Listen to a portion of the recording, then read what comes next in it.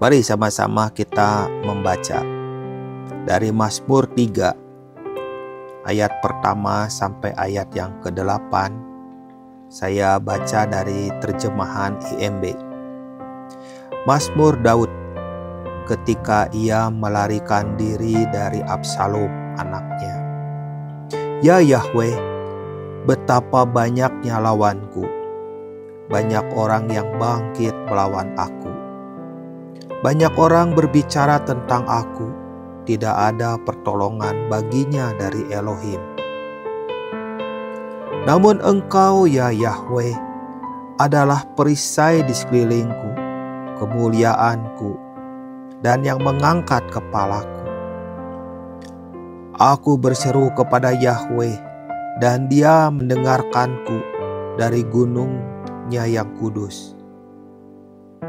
Aku telah berbaring dan tidur. Aku bangun karena Yahweh menopangku. Aku tidak takut terhadap ribuan orang yang mengepung melawanku. Bangkitlah ya Yahweh.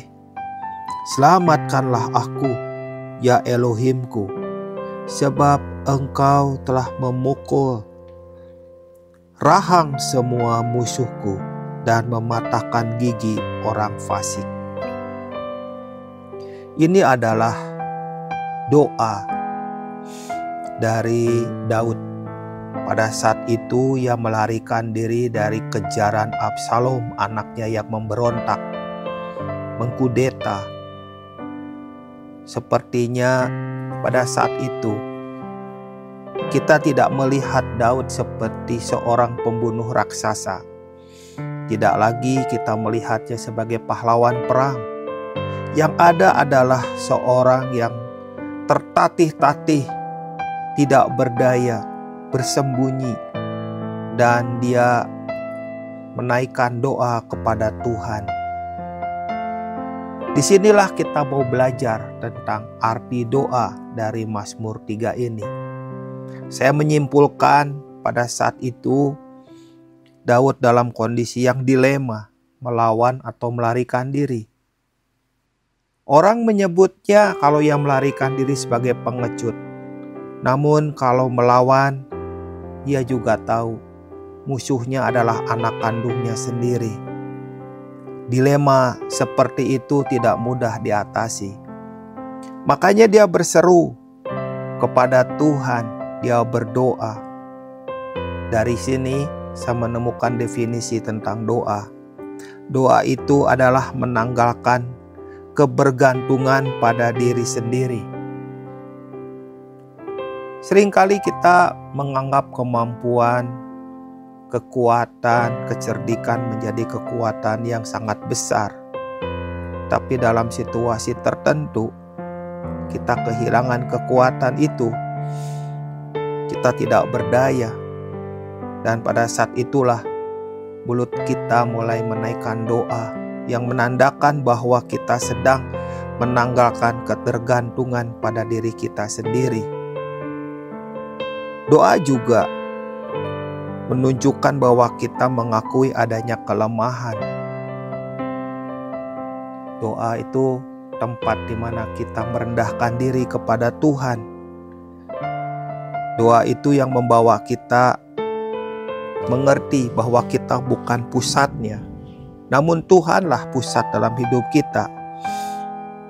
Tuhan ingin kita melihat bahwa kita melihat bagaimana pertolongan dari Tuhan. Ketidakberdayaan inilah yang membuat kita merindukan tangan Tuhan yang menopang, tangan Tuhan yang menolong, tangan Tuhan yang menggenggam erat hidup kita.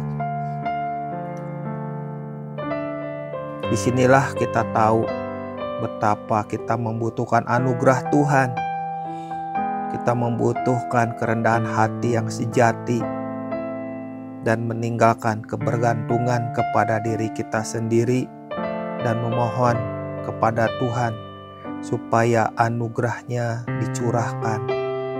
Hanya oleh anugerah-Nya kita dapat mengakui bahwa kita perlu anugerah dan menyembah Tuhan.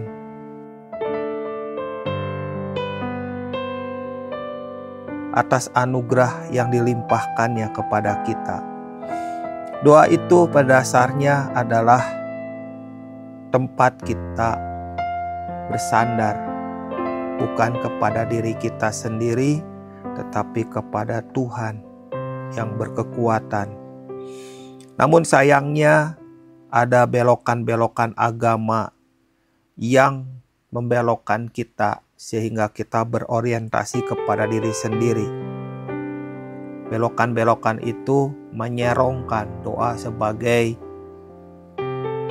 basa-basi agamawi, menjadi sebuah kebiasaan yang tidak punya makna. Doa itu menyingkirkan kita dari hubungan dengan Tuhan, karena agamawi itu pusatnya diri sendiri.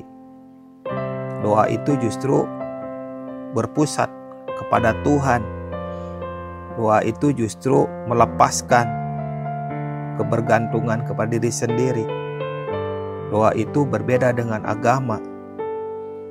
Doa itu bukan basa-basi. Doa itu adalah kebutuhan. Doa itu membuat kita bisa mengerti bahwa anugerah Tuhan itu yang mengampuni, anugerah Tuhan yang menyelamatkan, dan anugerah Tuhan itulah yang mengubahkan.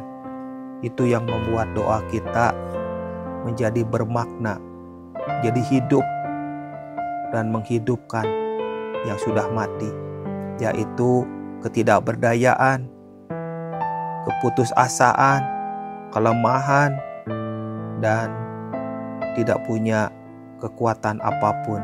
Doa juga menghidupkan kerohanian yang mati, sehingga apapun yang ada bisa dipulihkan, bisa bertunas, bisa berbuah, bisa bertumbuh, dan menghasilkan buah yang banyak. Itulah doa.